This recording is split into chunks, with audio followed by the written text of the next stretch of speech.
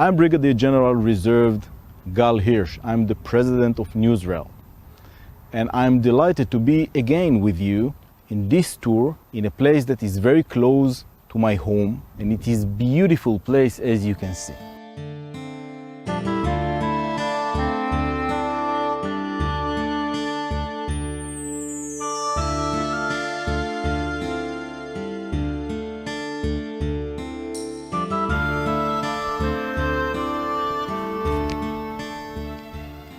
Shalom.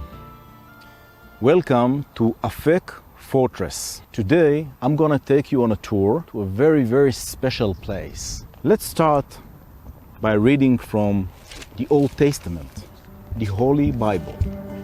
Now Israel went out to battle against Philistines and encamped beside Even Ezer.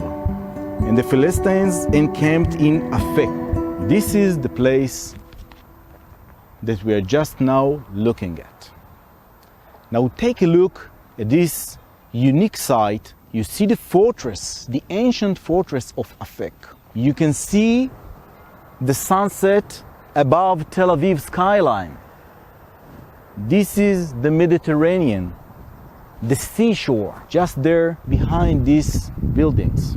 During the biblical times, this place was so strategic that so many armies fought to hold it.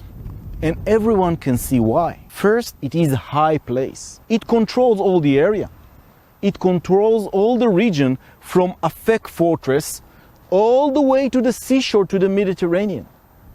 And the main passage of the ancient times passed just down here where you see today the modern cars and the modern roads of the state of Israel. That was an ancient road.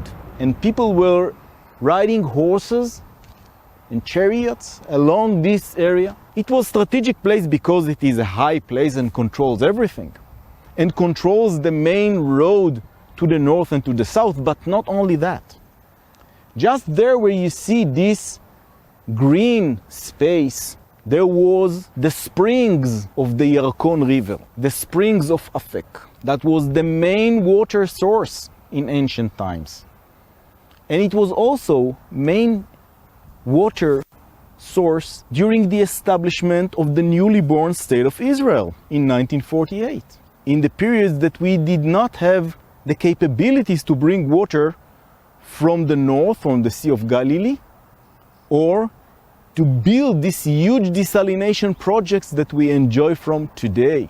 And there was a main road, and it was close to the seashore and to the main ports of Jaffa, the ancient port of Jaffa that we all remember from the Bible, where Prophet Jonah actually moved into the whale's mouth. So Jaffa is there, and the port is there, and the roads are here, and the springs of water are here.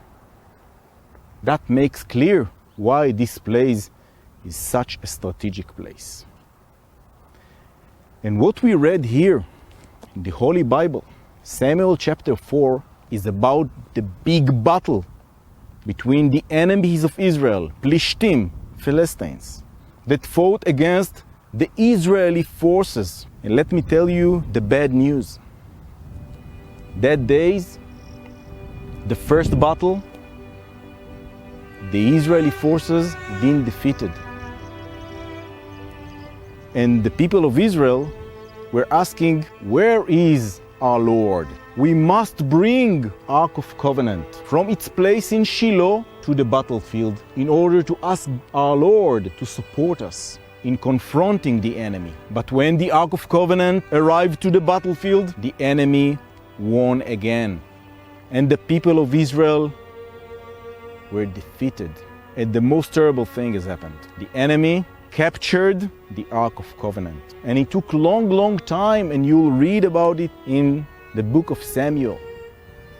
How the Ark of Covenant won by itself the enemy and made by itself all the way back to the people of Israel near Jerusalem. It is all written here in the Old Testament. And I told you before, and I always tell my people, my subordinates, my colleagues in the Israel Defense Forces, in the State of Israel, in this holy place, we can navigate with the Bible. The Holy Bible is real. The stories are not fairy tales. This is real history. Our ancient roots are biblical roots.